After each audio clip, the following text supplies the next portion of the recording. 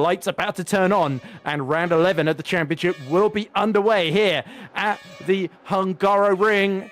Now they launch off the line. Brilliant start from the second THR Yaltine, who goes around the outside, tries to go around the outside of Vasquez, but it is Moynier that has a clear run into turn one. Tom Stevens trying to go through the middle of Grankfist, and Milnek is going to barge his way through. Grankfist has to really hold on around the outside. That will become the inside for turn two. Surely he's thinking about it. No, he backs out. That was very, very circumspect there. But Stevens, he's been bold, he's been brave, and he's gotten up to second position right behind Loic Moynier. Oh no. As there's a bit of commotion in the background. Oh, one of the valets has spun across the track, and it's Sergio Fletcher. As we see a replay of what happened to Fletcher, he's ahead of both rotiformers alongside Mark Schluter, and this is where it all goes disastrously wrong. Touches wheels with Mark Schluter on the inside, and I think Schluter was on the racing line on the outside. Fletcher just could not avoid him in time there. As you can see, the Fletcher rolls a little bit back, so a lot of people had to take a Vase in action. Vasquez in trouble. Vasquez is round, and there he is in the wall, just in the foreground. Oh, it just accelerates off on the curb. And with that rear wing gone, yeah, his engine has effectively conked out. This is coming up for turn 3, and turn 4 is so very difficult, especially with the derriere in front of you. You need to steer a lot more well the curb, accelerates a bit. He's very, very lucky he doesn't get in contact with the wall. Incredibly lucky. Xavi Ross now dies to the pit, so one by one, DRS. They're all having to cover each other off. And can Moynier cover off the attack from Stevens, who gets up the inside into turn 2, trying to steal the lead from the championship leader is Tom Stevens. He's on the outside through turn 3. Moynier holds his line, but he's going to be just on the outside, but he is ahead to make the opportunity happen for him. And the two leaders both decide to pit. I think Stevens decided to cover him off. Grankfist is coming in too. So Maciej Milnek is going to stay out another lap and take the lead. So this is crucial. Frelick, Milnek, and Machete are all in. So Martin takes the lead around the outside, goes Moynier with the DRS, and there's Milnek re-emerging behind Grankfist. There's now Stevens, mission critical for him to clear Laho, and he makes contact. Laho was trying not to hit him. He sort of understeered into the tie. Stevens thought he was slightly further ahead than he actually was. This is going to be very, very important here for young Grankfist. Makes the overtake onto Mike Quint. Will he make it before the move? Yes, he does. It's very important for Loic Moynier, as he also overtakes Chris Shepherd for 5th and gives himself a bit of a buffer in between himself and Stevens. And when Stevens tries to look down for the inside onto Shepherd, heading down for turn 3, is going to be very, very close, but the Englishman actually makes it. And that is very, very important for Tom. As we see move on one of the epic racing cars as Grankfist and Milnek clear Shepherd at the same time. And Moynier, he's cleared Latinen in the epic racing car, but Stevens is still stuck behind, or not for any longer, as he goes around the outside into turn 2. This is the second Green Stops racing driver, and as it's in a similar position through the second sector, too much on the grass. He keeps out of the wall, but he spins 180 degrees. Is there Sergio Fletcher pushing a bit too hard, has a big impact with the wall as he goes well into the grass there. And that's his race run, I'm afraid. It's very bad news for Valet. All their hopes now rest with Ruben Machete as Grankfist now clears Latinen. Predictably, Milnek, desperate not to lose time, follows them through. But Moynier now is all over the back of Jeffrey Fournier for what is now 3rd overall. As Fournier now runs a little bit wide on the exit of turn 1, and both with DRS, but it's going to be Stevens that goes around the outside. Jeffrey Fournier gets on the brakes a bit earlier. This is the fate that propelled Chris Shepherd. He was actually right in front of Tyne and behind Xavi Ross. When does Tyne go for a move up the inside? Does he make contact? Does he spin him round? Oh dear, Shepherd just avoids hitting the wall. And I think this is CR Tyne making a very risky dive at a corner that usually can't really make a pass at. And it certainly wasn't a clean pass. And whoa, and round goes the Edge Esports car, and into the wall goes Schluter. Oh dear. So here we go, out of 9 through 10 into the fast right-hander of 11. Does he get too far over the curb? Yes, he does. The car bottoms out, as is so easily done. And as we see Frelick under attack here from Jukka-Pekka Lalu, forces his way up the inside. There's almost enough space there. Frelick has to run a little bit wide. Lalu, having done the alternate strategy here, is still there on the outside. Frelick is not going to give this one up easy. No. There's a saying, discretion is the better part of valor. I think he should have lived to fight another day, given up position, and he would be in 10th right now rather than 15th. Oh, here he comes. Martin uses push to pass, uses DRS. Machete really leaves the door very much open there. Mark Schiller is out of the race then. up towards turn 4. Has he done the Alex Lahone mistake? Drifts a bit wide onto the curbs. Oh dear. And the rear of the car makes big contact with the wall as he bangs across it. And we see, is that Stefan Ruhl into the pits then? It is. Look, Munya goes in for a scheduled stop. I think that is Tom Stevens and Jan Granqvist as well. They all get out of the pits in the same order. Slightly longer stop for Super Venturi, which shows that's an area they've maybe not invested in. Look at Latin, and then there is Ruhl then, who I think has jumped Jan Granqvist. Granqvist, I believe, has sped in his last pit stop, so he had to make a drive-through penalty. Maciej Milnik exits the pits. He's going to come out well ahead of Granqvist, probably to his surprise, and just ahead of Yartine as well.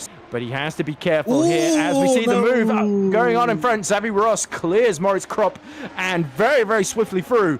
Follows Loic Moynier. He cannot afford to lose any time. Around the outside comes Tom Stevens. He's using the DRS. Going to go the long way around into turn 2. There's a small gap. Stevens absolutely goes for it. Side by side, they rep wheels. And Loic Moynier holds firm on the inside as they go uphill into turn 4. Oh, and round the outside. What a fabulous move from Tom Stevens. But it's not done yet as ducking and diving goes Moynier around the outside here as Stevens doesn't get a great run into the 5-6 chicane, and Moynier is going to be right on the back of him. Stevens, he had to be incredibly brave to pull that one off.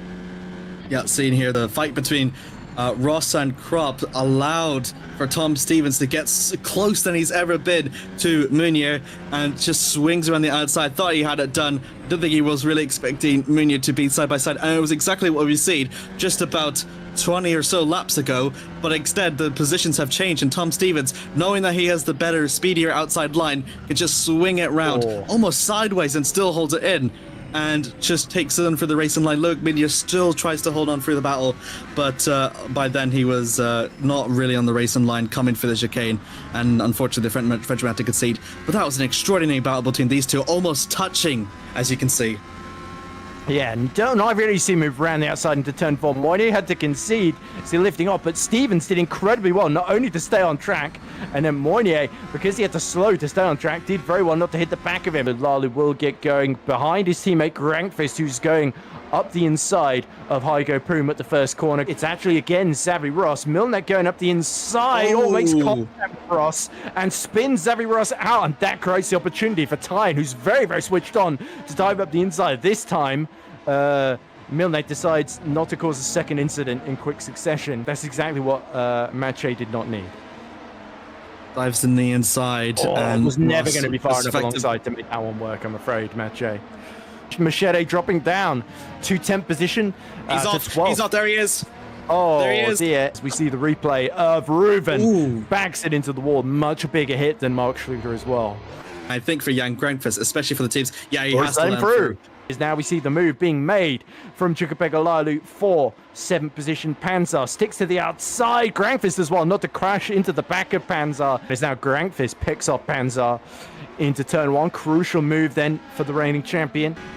Ruhl, of course, getting DRS from Moynier. So the DRS train in effect, but Ruhl, guys up the inside, and it's Moynier that has lost another position as he is bumped down to 3rd. He's really far back, actually. I'm really must have used a bit of the push to pass to close the gap and then swing it down for turn 1. Not really much Moynier can do. I don't think he was even expecting Stefan to even make a move from that far back. As now Tyne, his tyres must have been done then, as he decides to dive into the pit. And Stevens is in, so they're both on different strategies now. While Meunier is planning to stay out as long as he possibly can, I think must have seen from the traffic, and Jarl Tyne, with the DRS to his advantage, would surely be able to displace Simon Frelich before. Oh god, it's going to be going 3 wide almost, but Jarl Tyne swings around the outside and manages to take 7th.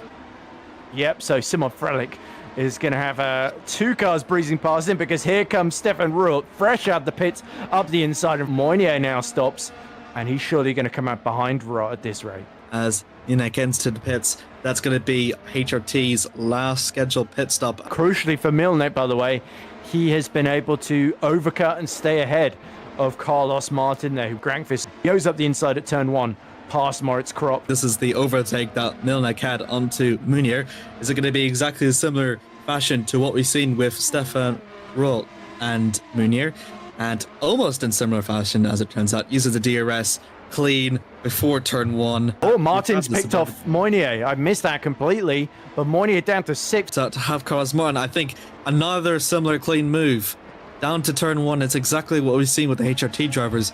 Yeah, we talk about how important pole position is, but if the here we tires go. can't This make is the for distance, P3. here comes Rolt. He's got the inside on Yartan, side by side. They bang wheels into the first corner, almost pushing Yartan off track there, as there's just enough space for the Dutchman to get through. And look at this down for the back. This is Shimon Felik around the outside through turn 1. This is against... Ooh, Robin Pansar, and makes the move. What a brilliant overtake by Shimon Felik. As we see side by side between Krop and Fischer, and Dylan Fischer boldly goes round the outside, follows his teammate Igo Poom past Moritz Krop there. And look at this, it's a snake here. Yartan has got back up to P2 down the main straight, and Rot is in trouble here. He goes wide. Milner goes up the inside. Has Rot run out of tyres, or is he low on fuel here as he's weaving all over the place? Milnek up to 3rd, round the outside goes Martin. Martin go for the podium here, and he locks wheels with Maciej Milnek, but he's got the inside into turn 3, and he's nearly squished in the sandwich. Moynier is coming back at him as well. Rot surely is out of fuel here and just trying to run on embers to get to the checkered flag. Stevens comes towards the line, and he wins the Hungarian Grand Prix, his 2nd win of the season for the British driver, and it's a 1-2 for THR, who reassert their control in the team's championship. Confirmation of the final results. Tom Stevens and Yartan do make it a THR 1-2, with Stevens snatching a lead halfway through the race and Tyne having that dramatic finish to retake 2nd position. Maciej Milnek has to be content with 3rd after losing that position to Tyne with some backmarker interference over the collision with Xavi Ross. Carlos Martin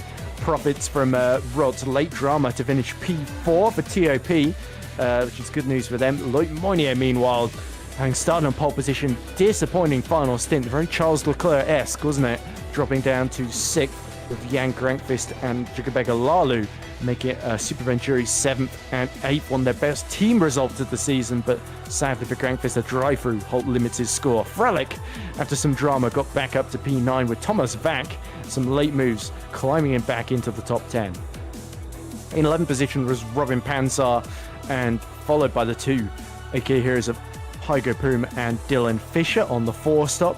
Xavi Ross takes his first finish, his first 2 points of his Super League career in 14th, with Rai Kilk unexpectedly right at the death, taking the final point playing position in 15th.